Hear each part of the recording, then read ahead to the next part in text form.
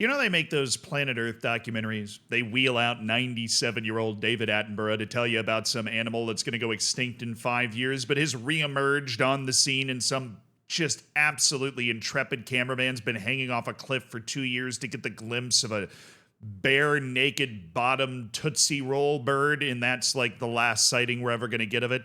Well, those animals, they kind of reemerge, and then they wheel out Planet Earth 7, and then I watch it. I mean, don't get me wrong. I love literally every single one of those. Turn the lights off Tuesday evening, watch that. I have a very active social life. Anyways, one of those rare animals has reemerged, and I feel like we need to bring out David Attenborough to really properly capture the moment, because this is an animal that only seems to emerge every 2 years, at least one that emerges in full force. It's like one of those cicadas. Every 17 years, this thing comes out of the ground, and it comes out of the ground particularly for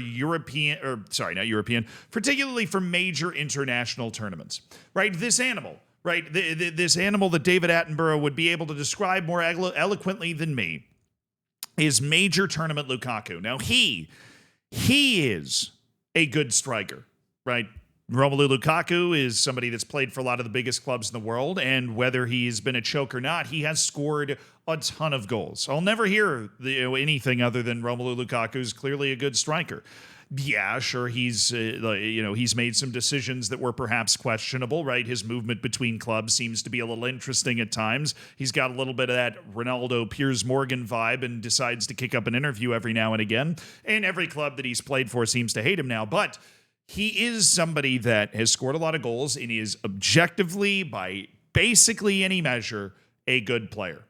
But he turns into something different at major international tournaments. Okay, he turns into Lakaka. Romelu Lukaku, great striker, right? I mean, he had the Champions League final where he accidentally got in the way of a shot, but generally speaking, great player, right? But then this major tournament animal, completely different. Okay, Romelu Lukaku becomes arguably the worst striker you've ever seen at major international tournaments, to the point that I feel like Kevin De Bruyne is going to try and write something to the office to try and have his birth certificate stricken from the record or something, try and have his passport shredded. Like, he's just so bad. And it kept going. Belgium lost to Slovakia 1-0. If you watch my daily Euro recaps, you already know that. But Romelu Lukaku, I left it light on the mayonnaise talking about Romelu Lukaku in my Euros rundown, because I wanted to make an entire video about this, because I feel like it is misunderstood. Because I will stand on a hill and shout it from the rooftops that he's a good striker, but my goodness, and I'm going to use a word that shouldn't be used lightly in sports. Romelu Lukaku has the yips, right? I joke about him being a different animal when it comes to these sorts of major international tournaments, but I think it's very clear that he has the yips. He gets on the field in these major international tournaments, and his brain just short circuits. It's like in baseball, these guys, they field the ball and they can't throw to first because they have the freaking yips, right? They can't do the simple things. And Romelu Lukaku, for all of his talent, right, he cannot do the simple things. It started in the 3rd minute of the game against Slovakia. Had an absolutely unbelievable chance. The ball's right here, by the way. Looking at this still image, just so I don't get DMCA'd here. The ball's right there. He rifles it right into the goalkeeper. Directly into Dubravka, just straight into him. From there, he missed another clear chance in the first 6 minutes, and you could tell, right? You could tell he's standing there like this. It's the pose we've seen before, right? It's Croatia all over again from the World Cup 2 years ago. Romelu Lukaku is train, and he was not able to stop that freight train that was running away mentally. And people were obviously picking up on it, right? And then he has 2 goals disallowed.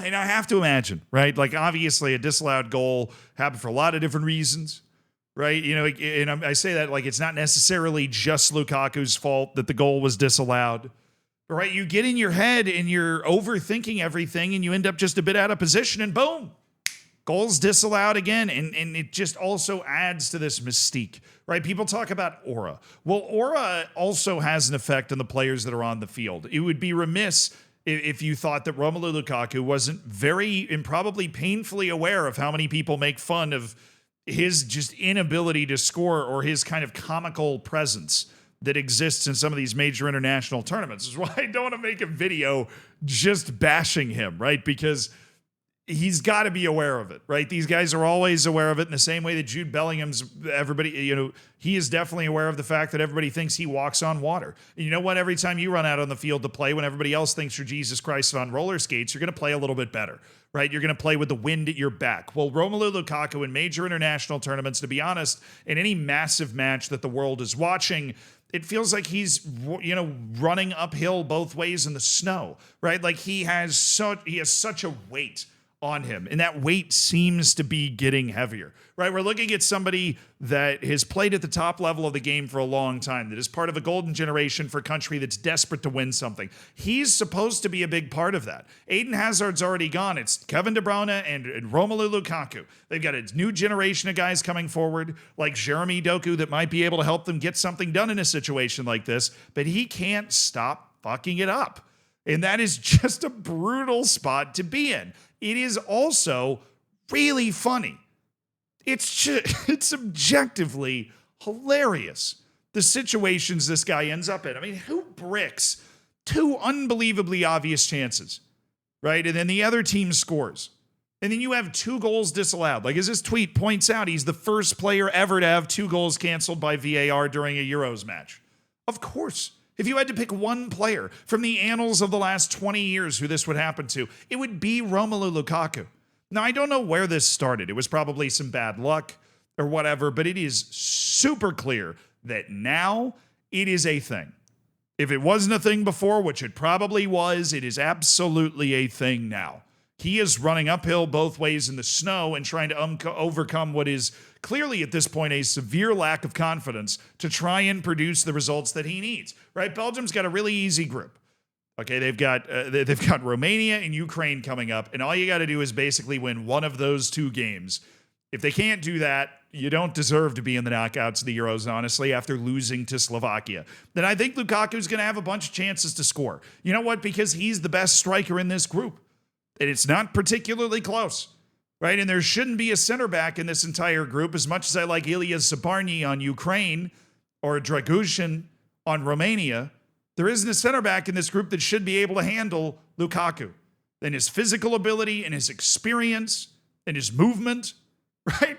The only person that's going to stop Romelu Lukaku is himself. But enough of the actual in-depth conversations. Lukaku sucking sparked a lot of memes, right? And we're going to get into those in a second, but I think this person summed up what I've been trying to say very well. Lukaku, off his day, is arguably the worst player of all time.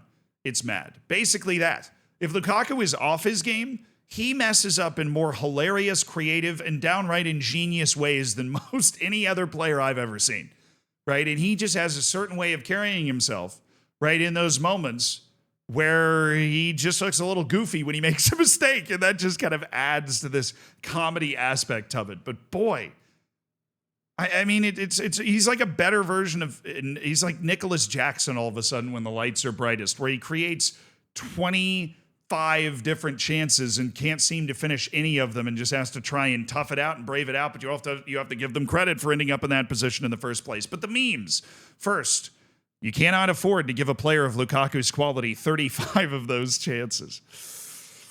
Nobody beats Romelu Lukaku 36 times in a row. Absolutely not. Could never possibly happen. We've got Lukaku trying to score against Slovakia. It's just the Turkish eye to the face.